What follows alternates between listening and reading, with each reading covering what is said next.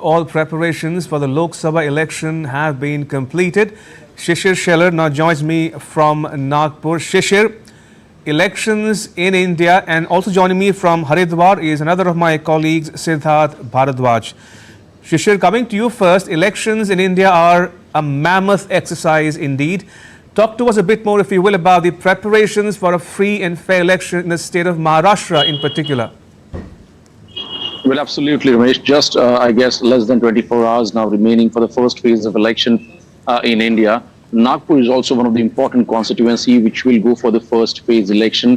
Where I'm talking about the Maharashtra particularly. There are 5 Lok Sabha parliamentary seats will go for the polls here in the eastern Vidarbha region. Now, these entire seats has a very different kind of geographical areas also. But at the same time, politically, even this 5 seats are equally important. Why I'm saying this, because Union Road and Transport Minister Nitin Gadkari is also contesting from Nagpur constituency. We've also seen that Maharashtra's Environment Minister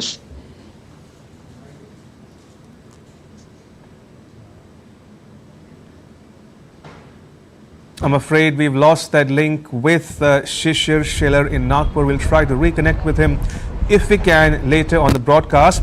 But going across to my another colleague, Siddharth Bhardwaj, who is standing by in Haridwar. Siddharth, if you can hear me, is Uttarakhand all set for the polling on Friday? What is the scene like in Haridwar?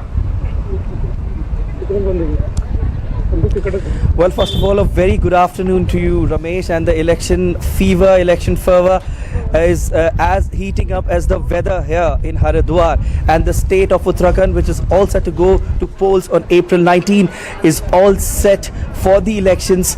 You know, where I'm standing right now, it's Haridwar, one of the most important constituencies here in the state, where the 2 political parties have a major stronghold, that is the BJP and the Congress. Talking about the BJP, then Trivendra Singh Rawat is contesting from the party. And when talking about the Congress, then Virendra Rawat, who is Harith Rawat's son, former CM of Uttarakhand, is contesting from Congress. There are regular checks. You know, security is also being strengthened in this region, particularly wherein the checks are being conducted, you know, at a distance, especially for the vehicles who are coming from the other states. Police are checking those vehicles thoroughly to ensure that the elections, you know, go in a very streamlined manner. When I was having a word with the residents there, Ramesh, they have some concerns, you know, out of which the major one is the unemployment. They want more and more employment, especially for the citizens of Uttarakhand and this region. And you know, but you know, the acknowledgement towards the current government's work is still there with the residents. They say that whatever the government has done, it's incredible, it's beautiful. But with these elections, they want something more. You know, they say that you know, earlier it used to take 2.5 hours to reach Dehradun from Haridwar, but now with these highways made, it just takes about 40 to 45 minutes to reach Dehradun, which is incredible in itself. So like I said, they are very happy about the current government's work, but they want more of it. And you know, the upcoming elections will decide the future trajectory of Uttarakhand, especially this region. On uphills, Ramesh, if I talk to you about the concerns of the people, sure, then they want widening of the roads, they want better healthcare systems. You know, these are some of the concerns which people have in the state, as the state is all set to go to polls on April 19, and people are very excited to go to polls because they have now become aware, you know, courtesy the social media, courtesy the campaigns by the ECI and the youth organizations, they now understand that what it means to actually exercise their right, because it's their right to vote. They are very excited. Additionally, with the chipping in of a youth and the first-time voters is Indeed what making these elections more interesting. And this state is all set to vote, you know, and people are very excited to cast their ballots. Ramesh. Right, let me take our viewers from Haridwar in the north to Chennai down south, and joining me is my colleague Anbarasan Elango. Anbarasan, all eyes are on Tamil Nadu, where the BJP hopes to make inroads by taking on the ruling DMK.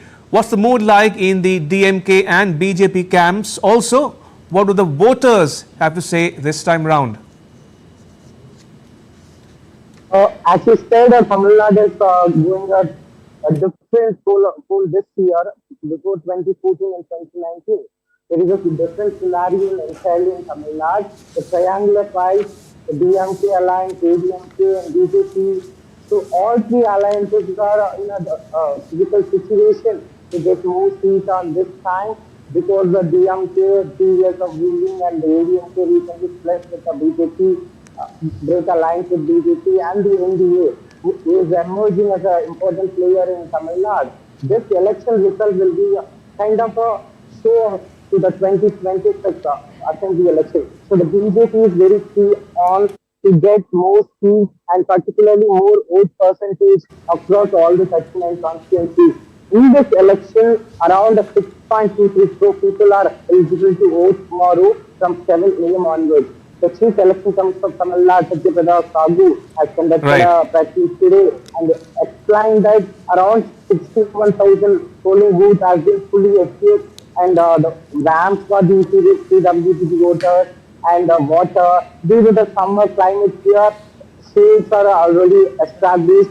So all the people and voter awareness reach has been sent all these 15 to 20 days on more and that to make a 100% vote percentage this time. And also the election, around 3 lakh employees were deployed that and the CAPF police personnel for the security region. And also 183 polling booths has been identified as a vulnerable polling stations.